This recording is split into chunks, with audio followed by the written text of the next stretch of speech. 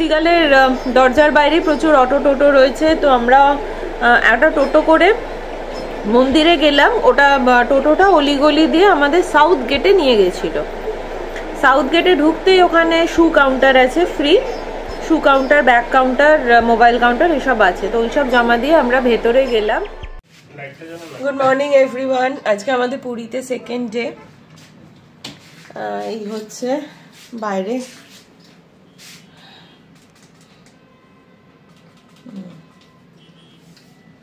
ভালোই ভিড় আছে আজকে। এখন বাজে 7:45। আমরা উঠে এই নিজেরা একটু কফি বানিয়ে নিচ্ছি, নিয়ে ভাবছি আজকে এখানে টুকটাক 2-3টে জায়গা ঘুরবো। গাড়ি নেব না, ওই টোটো বা অটো করেই ঘুরে নেব। কারণ দুপুরবেলা কোনোভাবেই বাইরে থাকা যাবে না। দুপুরে টেম্পারেচারটা ভয়ঙ্কর থাকছে, সন্ধ্যাবেলা বা সানসেটের পরে অনেকটা প্লেজেন্ট হয়ে যাচ্ছে। ব্যাকগ্রাউন্ড মিউজিক হচ্ছে, কি সুন্দর। যাই হোক, সন্ধ্যাবেলা প্লেজেন্ট হচ্ছে, ফলে দুপুরের টাইমটা কোনোভাবেই বাইরে কোথাও থাকা যাচ্ছে না। তাই এখন বেরোচ্ছি। কোন দিকে যাব সেটা জানাচ্ছি আস্তে আস্তে। কেমন কাটলো কালকে? দারুণ। এতটা রাস্তায় এসেছি, কোনো টায়ার্ডনেস ছিল না। শুধু রাত্রিবেলা চালিয়েছি বলে ঘুম এসে গেছিল। কারণ দুপুরবেলা দারুণ ঘুমিয়েছি, রাত্রেও দারুণ ঘুম হয়েছে, দর্শন দারুণ হয়েছে। মানে এত ভালো হবে বুঝতে পারিনি। ঠাকুরই সব ব্যবস্থা করে দিয়েছে, দারুণভাবে আমরা দর্শন করেছি। আমরা ফ্ল্যাগ চেঞ্জিংটাও কি সুন্দর দেখেছি। পতাকাটা চেঞ্জ, ধ্বজা আর কি, ধ্বজাটা সবাই অনেকে দেয় ওখানে, সেটা চেঞ্জ করা হয়, সেটা দেখলাম। মানে এগুলো হয়ে যায় আর কি, ঠাকুর চাইলে সবই হয়। এটা আমার তো প্রথমবার, আমি ফার্স্ট টাইম এলাম। আগে একবার এসেছিলাম মন্দিরে, তখন কিছুই মনে নেই। এটা ওই জন্য আমার এটাই ফার্স্ট টাইম। তো এবার আমরা একটু ফ্রেশ হয়ে এবার বেরোবো। এই লোকাল একটা টোটো ধরে এই লোকালগুলো একটুখানি ঘুরে দেখবো। কালকে যাব আমরা কোনারক। আর যদি কালকে বেরিয়ে যেতে হবে। হ্যাঁ, কালকে সকালে এখানে হোটেলে না ভোর 7টায় চেক আউট। হ্যাঁ, ভোর 7টায় চেক আউট। তো কালকে সকাল সকাল বেরোবো, যখন কোনারক পিপলি হয়ে আমরা বাড়ির দিকে যাবো। যতটা হয় সেটা দেখে নেবো সকালবেলা। তো আজকে লোকালটা দেখে বিকেলটা সমুদ্রের ধারে কাটিয়ে আজকে শেষ করবো, এটাই আমাদের ইচ্ছা আছে।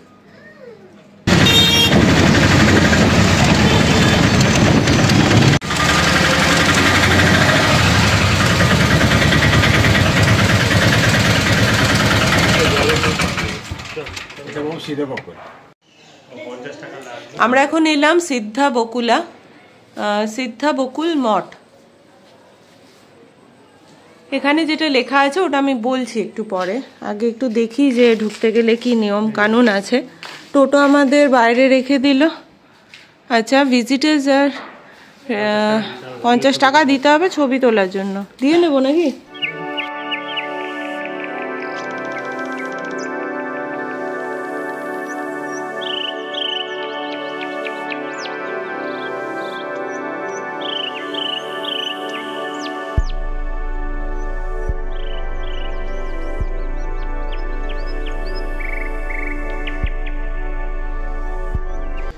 হৃদয়ে ধরিব তোমার কমল চরণ, নয়নে দেখিব তোমার চাঁদ বদন, জিহ্বায় উচ্চারিব তোমার কৃষ্ণ চৈতন্য নাম, এই মতো মোর ইচ্ছা ছাড়িব পরাণ। আচ্ছা, হরিদাসের গুণ প্রভু লাগিলা কহিতে। ওম শ্রী গণেশায় নমঃ।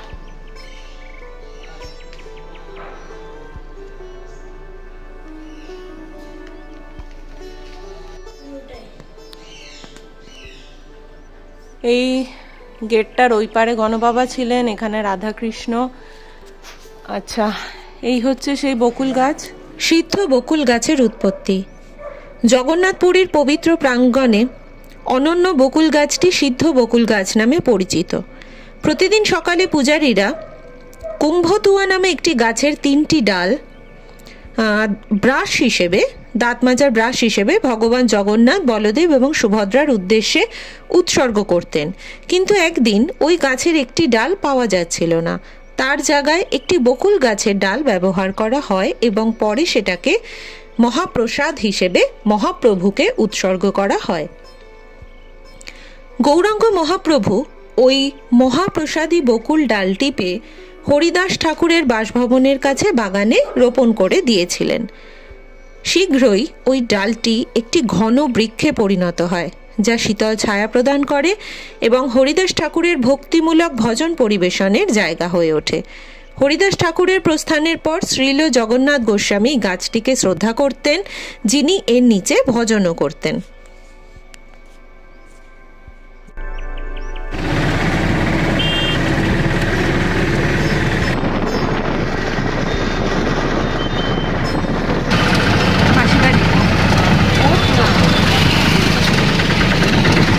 সিদ্ধ বকুল থেকে বেরিয়ে আমরা চলে গেলাম গুন্ডিচা টেম্পলে। গুন্ডিচা টেম্পল কিন্তু রথযাত্রার ওই কটা দিন বাদে বাকি সারা বছরই বন্ধ থাকে, তাই আমরা বাইরে থেকেই দেখে নিয়ে আমরা চলে গেলাম জগন্নাথ দেবের মাসির যে মন্দির সেখানে।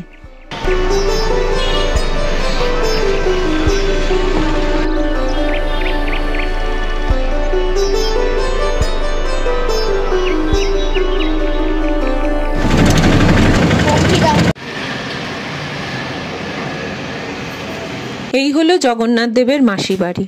টোটোওয়ালা বললেন যে রথযাত্রার সময় গুন্ডিচা মন্দিরের দিকে যাওয়ার সময় সুভদ্রা, বলরাম, জগন্নাথ দেবের রথ এখানে দাঁড়ায়। এই মাসি বাড়ি থেকে ওনারা পিঠে খায়, তারপরে আবার গুন্ডিচা মন্দিরের দিকে রওনা দেয়।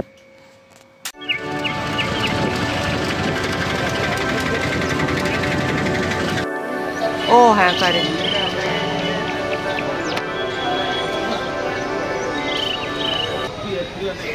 রথযাত্রার আগে এখানেই জগন্নাথ প্রভু, সুভদ্রা এরা সবাই চান করে। এখানে চান করার পরেই ওনাদের জ্বর আসে। আর এটাই হচ্ছে জগন্নাথ দেবের পিসি বাড়ি।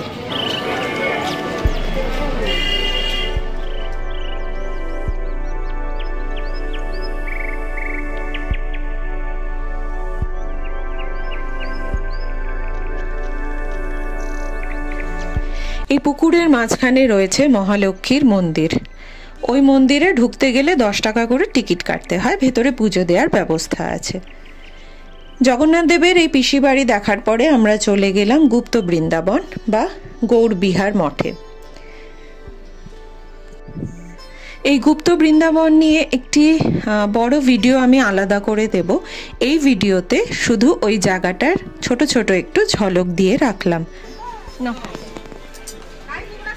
আলু বন্ডা সেটা হাত দিয়ে খাও। হ্যাঁ, হাত দিয়ে তুলে খাও। ধোসার ওই নারকেলের চাটনিটা এই পেটে পড়লে এবার রঘুরাজপুর যেতে পারবো। রোদও নেই আছে।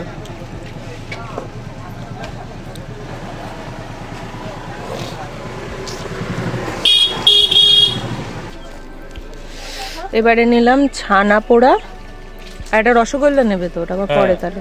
এই রসগোল্লা দিয়ে দাও না এখানে, নাকি পরে নেবো? রস লেগে যাবে, থাক খেয়ে। এর মধ্যে একটা দিয়ে দাও। হ্যাঁ, একটা পিস। হ্যাঁ, এক।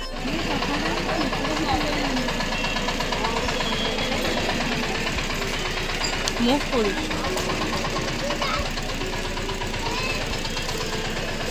অন করেছিস?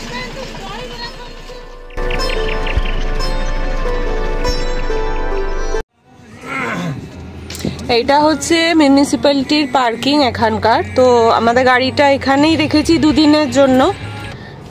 এবার টোটো করে সকালবেলা তো মোটামুটি যা যা দেখা দেখলাম। এবার আমরা এখান থেকে গাড়িটা নিয়ে আমরা যাব রঘুরাজপুর। রঘুরাজপুর অ্যাকচুয়ালি টোটো অনেক বেশি টাকা চাইছে, তাই আমরা আপাতত এই পার্কিং থেকে গাড়িটা নিয়ে রঘুরাজপুর যাচ্ছি নিজেরা।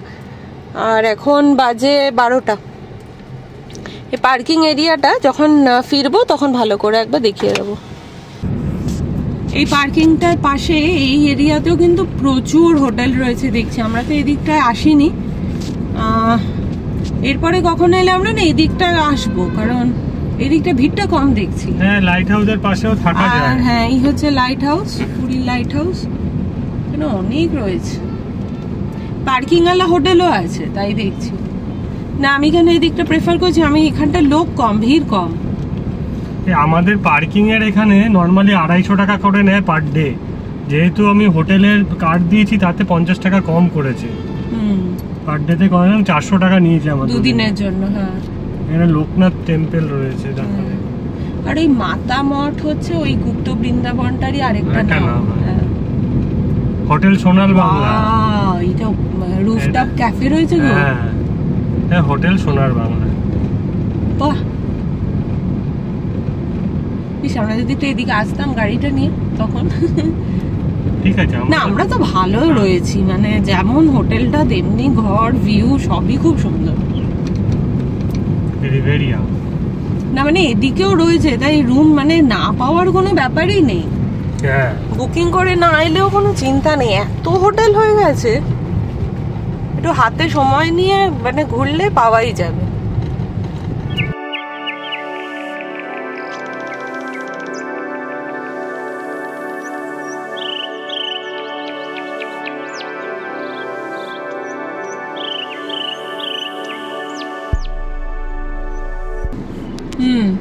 পিপলি 38 কিলোমিটার, সাক্ষী গোপাল 23 কিলোমিটার, সাতপাড়া 50 কিলোমিটার। আমরা যেখানে যাবো ওটা কত কিলোমিটার? ওটা 17 কিলোমিটার এখান থেকে। এটা হচ্ছে সামনে বাদিকে দেখো, বাদিকটা হচ্ছে মোহনার দিকে চলে যাচ্ছে রাস্তাটা। ওটা হ্যাঁ হ্যাঁ, এই দিকটা মোহনার দিকে চলে যাচ্ছে। এই দিকটা যাচ্ছে মোহনার দিকে, ওখানে তাজ রিসোর্ট আছে, তো তার সামনে দিয়ে মোহনা যাচ্ছে। আমরা সোজা চলে যাচ্ছি, আমরা সোজা রঘুরাজপুরের দিকে যাচ্ছি। পিপলি আমরা যাব কালকে বাড়ি ফেরার পথে, কারণ সকাল 7টার মধ্যে তো হোটেল ছেড়েই দিতে হবে। হ্যাঁ, তো বাড়ি ফেরার পথে আমরা পিপলি একটু অফবিটে ঢুকতে হবে, তো আমরা সেটা দেখে তারপর যাব।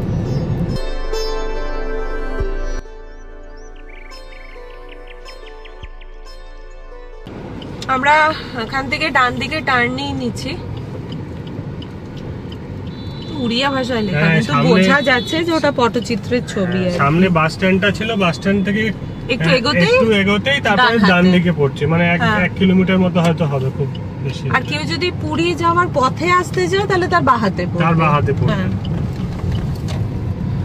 এই দেখুন এখানে গলিটার মুখে লেখা আছে craft village, Raghurajpur heritage village. Chandanpur police স্টেশনের পাশ দিয়ে রাস্তাটা ঢুকে গেছে। এখানে দেয়ালে এটা হচ্ছে ওয়ার্লি পেইন্টিং। আচ্ছা, আরেকবার বলে দিই, যদি কেউ অটো বা নিজে গাড়ি নিয়ে না আসেন বা অটো করতে না চান, এখানে স্কুটি বাইক ভাড়া পাওয়া যায়। সেটা জানতাম না আগে, এবারই দেখলাম। তো আমি বাইক জিজ্ঞেস করেছিলাম, আমাকে 700 টাকা বলেছে। আমি ডিটেলসটা আরো জেনে আজকে জানিয়ে দেবো। পেট্রোল খরচা আলাদা, পেট্রোল খরচাটা আলাদা অবভিয়াসলি। আচ্ছা, এখানে ওই রেল লাইনের নিচ দিয়ে এলাম আমরা। রেল লাইন ক্রস করতে হবে না, তার আগে বাদিকে রাস্তাটা নেমে গেছে, ওটা দিয়ে আসবেন। আর প্রত্যেকটা গলির মুখে হেরিটেজ ভিলেজ রঘুরাজপুর কথাটা আছে, ফলে চিনতে কোনো অসুবিধা হবে না। আর লোকাল টোটো অটো করে এলেও কোনো অসুবিধা নেই, ওরা তো ঠিকঠাক নিয়েই আসবে। এখানে কিন্তু গাইড পাওয়া যায়, যিনি প্রত্যেকটা ঘর আপনাকে ঘুরিয়ে ঘুরিয়ে দেখাবে, পটচিত্রগুলোর কাজ দেখাবে, কিভাবে বানানো হয় ডিটেলসে বোঝাবে। এখানে আবার লেখা রয়েছে। হ্যাঁ, এই যে ল্যান্ড খুব সুন্দর করে মার্কিং করা আছে সত্যি।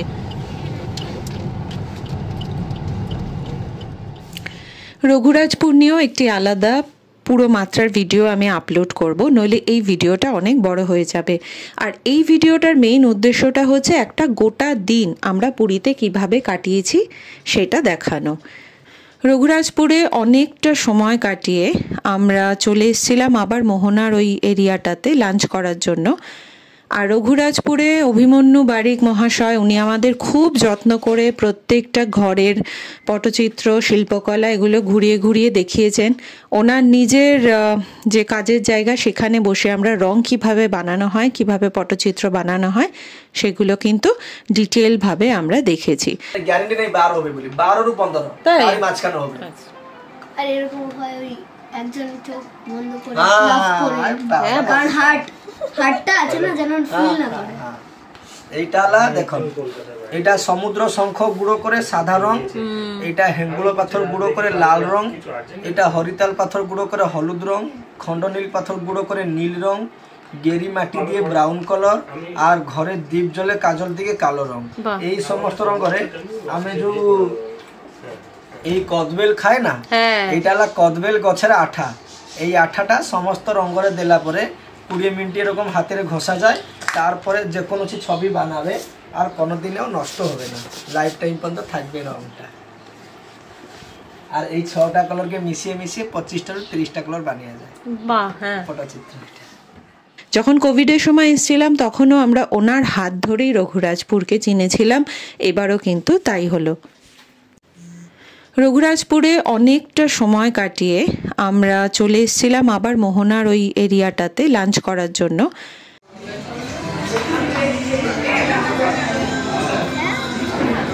আমরা এসেছি মিত্র ক্যাফেতে, এটা ওই পার্কিংয়ের পাশেই রয়েছে, কি সুন্দর টেবিলটা। তো এখানে আমরা ডাল ভাত মাংস দিয়ে লাঞ্চটা করব, লাঞ্চ আর কি বিকেল হয়েই এসছে প্রায়।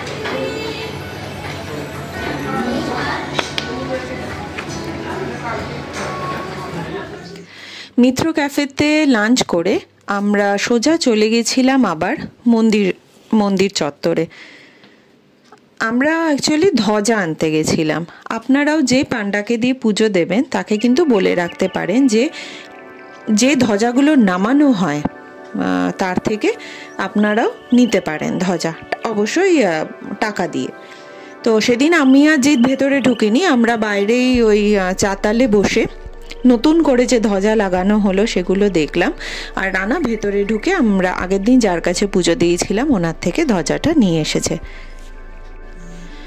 জগন্নাথ মন্দির থেকে বেরিয়ে আমরা হাঁটা পথে চলে গেছিলাম গম্ভীরাতে। আমরা পুরী যে কবারই এসছি, গম্ভীরাতে কিন্তু এই প্রথমবার এলাম।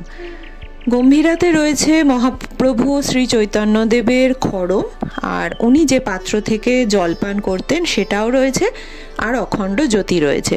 আমরা সন্ধেবেলা গেছিলাম, তখন আরতি হচ্ছিল, সন্ধ্যা আরতি, ফলে আমরা দারুণ দারুণ মুহূর্তের সাক্ষী হয়েছিলাম। ভিতরে কিন্তু ফটোগ্রাফি ভিডিওগ্রাফি করা বারণ ছিল।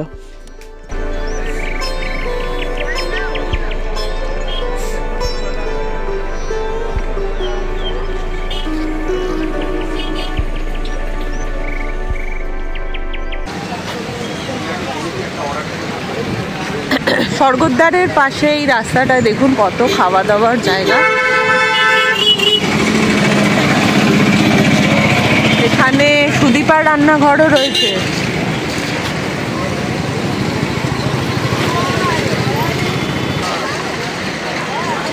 এই দেখুন খাওয়ার জায়গা রয়েছে প্রচুর। গাঙ্গুরাম সুইটস আছে, আমরা আপাতত গাঙ্গুরাম সুইটস থেকে খাজা নেব বাড়ির জন্য প্লাস লোককে দেওয়ার জন্য।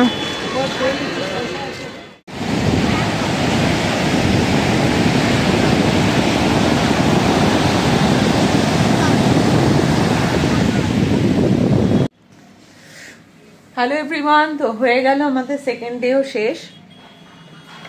দুটো দিন একদম ঝপাঝপ দেখতে দেখতে কেটে গেল। তো ভিডিওটা শেষ করব।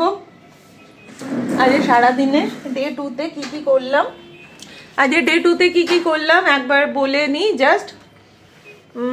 সকালবেলা আমরা 8টায় ঢুকেছি, এই 8টায় বেরিয়েছি হোটেল রুম থেকে। তো বেরিয়ে আমরা প্রথমে নিচে একটা টোটো ভাড়া করলাম। আমাদের গাড়িটা মিউনিসিপ্যালিটি পার্কিংয়ে আছে, তো নিচে টোটো নিয়ে গুন্ডিচা টেম্পল গেলাম, জগন্নাথের মাসি টেম্পল, পিসি টেম্পল গেলাম, গুপ্ত বৃন্দাবন গেলাম। আচ্ছা, তারপর গুপ্ত বৃন্দাবনের ওখানে টুকটাক ব্রেকফাস্ট করে আমরা টোটোটা নিয়ে পার্কিং এর ওখানে গেলাম। টোটোটা ছেড়ে দিয়ে নিজেদের গাড়ি করে তারপরে গেলাম হচ্ছে আমরা রঘুরাজপুর। এবার